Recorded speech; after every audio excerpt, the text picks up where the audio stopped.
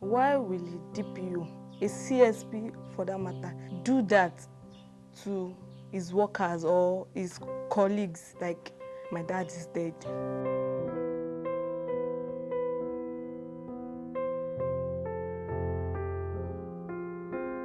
I Onajide married Dide October 1999. 2004, Dide started police work. After the training, he moved to Ilemba-Hausa side for service there. I so love my husband because he's too hard working. He takes care of his kids. But me, since then we are moving on with our life. On 11th of May, my mom received a call from an officer saying my dad had a fatal accident and is in a critical condition, that she start coming to Ilemba-Hausa at Ajangbade.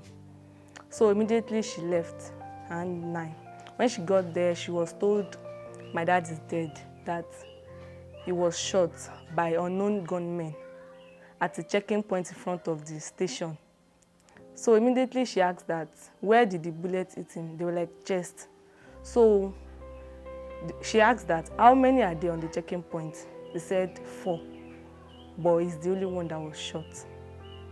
Immediately she told them she wants to see the corpse. So like, the corpse is at a morgue in Yaba. She was like, how is she going to identify the corpse? Like, there's a document there that she should go. So they gave her an officer to follow her, which was Eko. So when they got there, they didn't allow her to see the corpse because she doesn't have the document. The officer that followed them, because my mom was already out, she was like, when he knew the document was not available, why did he follow her? He was like, man, no deal, no be make kill am, I don't know anything, no, something like that. So the following day, they brought it around 12. When she saw the corpse, she was like, the story they said was very different. Like, they were like, it was on a checking point and was shot. When she saw the corpse, it was different. The bullet didn't penetrate through his shirt. It was direct to his chest.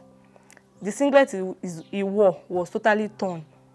His trousers was torn at the pocket side.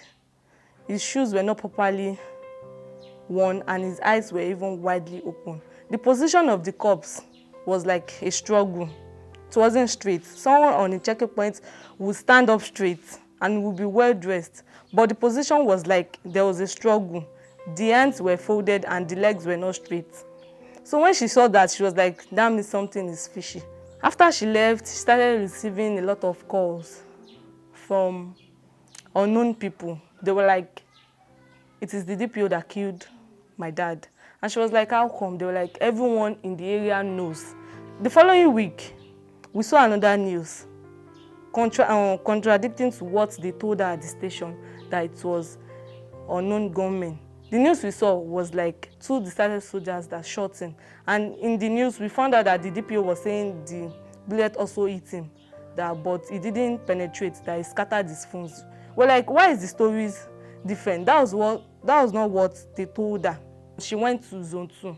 We went together, so she dropped a petition for the AIG of Zone 2. The following week, we were invited to Zone 2.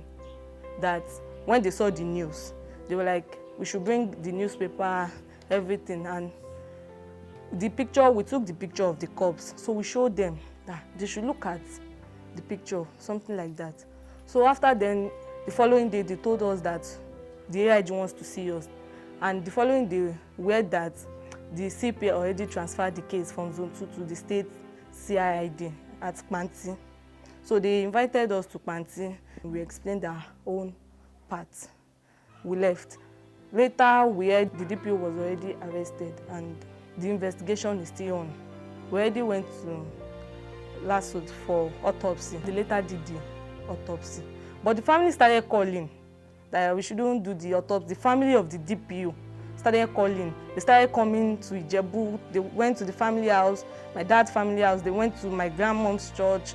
Came to this place. They were like, we should stop. We shouldn't do anything, something like that. Started begging, and we were like, the case is not with us. It's with the government.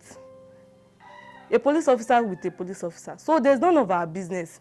We are not the one that arrested. It was the government that ordered the arrest. The family of the DPO of Yahaya Adesina should stop coming to our house, stop going to our church.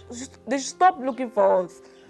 We have no business, and nothing must happen to us, to my mom, me, and my younger brother.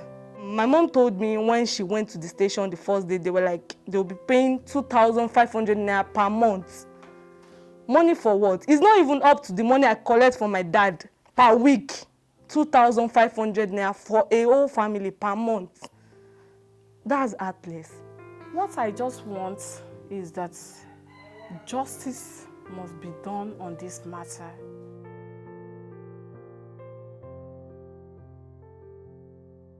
The DPO is still in custody. Investigation is still ongoing. Okay. Yes, the investigation is still ongoing. The DPO is still in detention. I called the new DPO of the station. Okay. Since that DPO has been removed and placed in detention, we have to post a new DPO. So I called the current DPO to ask him whether there was any discussion between him and the wife as to maintenance allowance. He said no.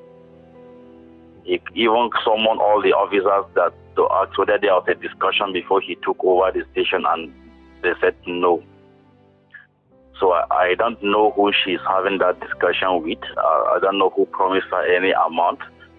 I know the MPF is a standard organization with laid down rules.